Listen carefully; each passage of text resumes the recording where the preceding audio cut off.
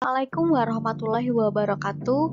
Hai semuanya, bertemu lagi dengan saya Miss Alvira dari NMC Vocational High School pada mata pelajaran Bahasa Indonesia kelas 1 semester genap.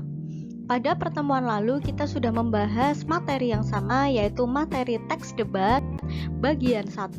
Sekarang kita akan mempelajari materi teks debat bagian kedua dengan kompetensi dasar menganalisis isi debat berkaitan dengan bidang pekerjaan, permasalahan, isu, sudut pandang, dan argumen beberapa pihak dan simpulan. Kemudian mengembangkan permasalahan atau isu dari berbagai sudut pandang yang dilengkapi argumen dalam berdebat berkaitan dengan bidang pekerjaan.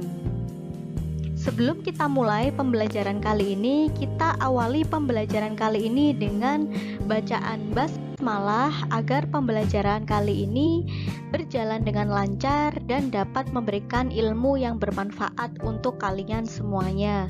Bismillahirrohmanirrohim. Agar kalian memahami materi ini, tonton dan simak video ini sampai akhir. Poin C, kita akan menganalisis isi debat. Debat merupakan pembahasan dan pertukaran pendapat mengenai suatu hal dengan saling memberi alasan dan mempertahankan pendapat masing-masing.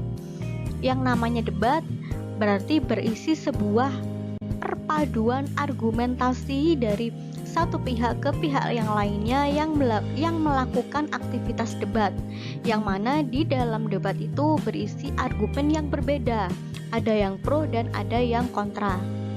Dalam kehidupan sehari-hari, debat merupakan pertentangan argumentasi untuk mendapatkan kemenangan-kemenangan oleh pihak tertentu yang ditandai dengan kelogisan argumentasi dan kejelasan fakta yang dikemukakan.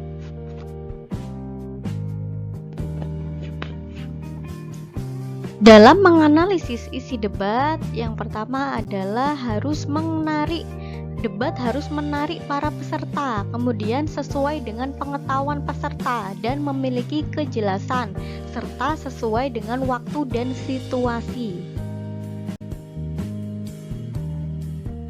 Struktur atau bagian-bagian dalam debat yang pertama adalah pengenalan isu.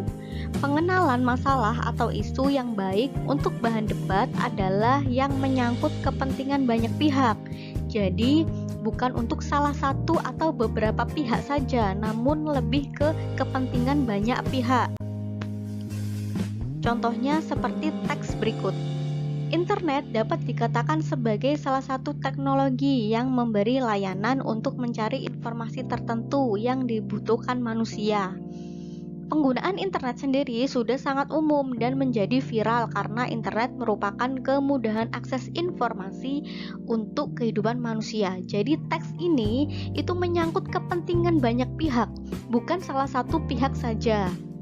Kutipan teks ini merupakan pengenalan atau orientasi karena menyajikan suatu permasalahan yang bersifat pro dan kontra tentang keberadaan internet, di mana di dalam teks ini ada yang di pihak pro atau setuju dan ada yang di pihak kontra tidak setuju.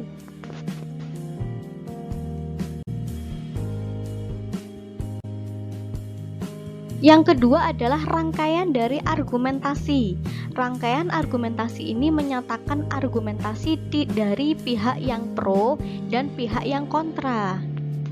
Terdiri dari dua, yaitu argumentasi pro yang menyampaikan dukungan terhadap keberadaan sesuatu, misalkan tentang peran positif dari internet bagi masyarakat, dengan didukung oleh sejumlah alasan dan fakta-fakta yang menguatkan. Contoh lain misalkan pemberian vaksinasi kepada masyarakat untuk meminimalisir tertularnya virus corona. Contohnya, ada yang berargumentasi pro bahwa itu untuk kebaikan, ada yang berargumentasi kontra. Contohnya seperti itu. Yang kedua adalah argumentasi kontra, yaitu menyampaikan penentangan terhadap keberadaan sesuatu.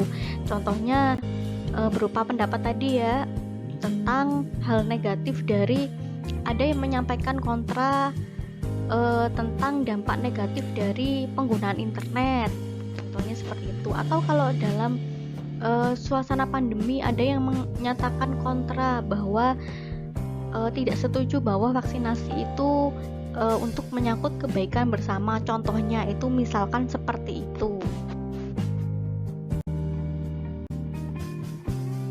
Kemudian yang tiga adalah penegasan ulang, berupa pernyataan-pernyataan yang menegaskan kembali pendapat pro dan pendapat kontra. Bagian ini mirip dengan rangkuman ya, pendapat-pendapat penting dari kedua belah pihak ditegaskan kembali secara ringkas.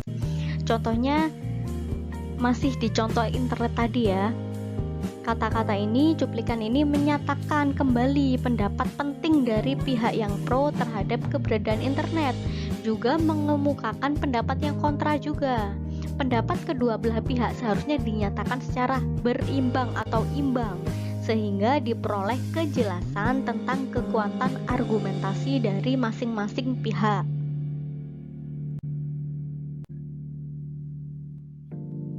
Ini adalah bagan atau rangkuman dari struktur debat yang sudah dijelaskan pada slide sebelumnya. Yang pertama adalah pengenalan masalahnya, yang mana menyangkut kepentingan banyak pihak, harus menyangkut kepentingan banyak pihak. Seperti contoh internet tadi kan juga menyangkut kepentingan banyak pihak. Atau misalkan dalam suasana pandemi, aktivitas vaksinasi atau program vaksinasi itu juga menyangkut kepentingan banyak pihak. Contohnya, kemudian sesuatu yang urgent, penting untuk didiskusikan, seperti keadaan pandemi ya. Jadi untuk program vaksinasi itu sangat urgent ya, harus penting untuk didiskusikan karena menyangkut kesehatan atau menyangkut nyawa banyak orang, seperti itu contohnya. Kemudian yang kedua adalah penyampaian dari argumennya, yaitu ditinjau dari berbagai sudut pandang, kemudian melibatkan pihak yang pro juga pihak yang kontra. Dan yang ketiga adalah penegasan ulang, yang berupa rangkuman dan juga pendapat pokok dari pihak pro juga pihak yang kontra. Selanjutnya adalah kaidah kebahasaan dalam debat. Yang pertama adalah penggunaan kata mental. Teks debat banyak menggunakan kalimat opini. Jadi di dalam teks debat itu banyak menggunakan kalimat opini. Kalian sudah pernah tahu ya, sudah pernah saya ajari tentang kalimat opini. Sementara itu kalimat opini ini di dalamnya itu ditandai dengan kata kerja mental. Contohnya kata kerja mental itu seperti mengetahui, mengerti, memahami, mengira, menduga, menginginkan, dan setuju. Contohnya seperti itu. Contoh dari kalimatnya yaitu misalkan ini ada contoh kalimat, jadi akan lebih mudah untuk memahami. Jadi memahami itu adalah kata kerja mental satu sama lain. Atau mungkin kalimat Anda mengetahui. Mengetahui ini adalah kata kerja mental. Anda mengetahui Jepang dan Korea adalah negara yang kuat, seperti itu. Kemudian yang kedua adalah penggunaan kata ganti orang.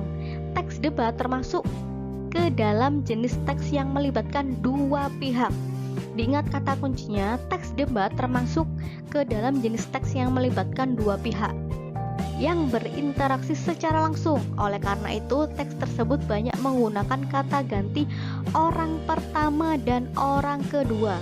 Jadi tidak ada kata mereka, perhatiannya, itu adalah orang ketiga. Jadi kata-kata yang ada di dalam debat itu hanya kata ganti orang pertama dan kedua. Contohnya kami, saya, Anda, saudara, dan kita. Yang ketiga adalah penggunaan konjungsi atau kata hubung. Dalam mempertahankan argumen, pihak yang berdebat sering menggunakan sejumlah alasan ataupun pernyataan-pernyataan yang menyatakan hubungan kausalitas yang bersifat meyakinkan atau menyimpulkan. Pernyataan-pernyataan itu ditandai oleh konjungsi, sebab, akibat, dengan demikian, jadi, dan sejenisnya. Contohnya seperti itu. Yang terakhir adalah penggunaan kalimat definisi. Teks debat juga seringkali menjelaskan suatu konsep, terutama pada bagian-bagian di awal. Oleh karena itu, sangat wajar apabila di dalam teks tersebut itu banyak dijumpai kalimat-kalimat definisi yang ditandai dengan penggunaan copula, adalah, merupakan, yaitu, dan sejenisnya. Ini adalah contoh kalimat yang ada kalimat definisi. Globalisasi adalah suatu kondisi yang tidak ada jarak antara satu negara dengan negara lainnya. Adalah merupakan contoh atau ciri dari kalimat definisi.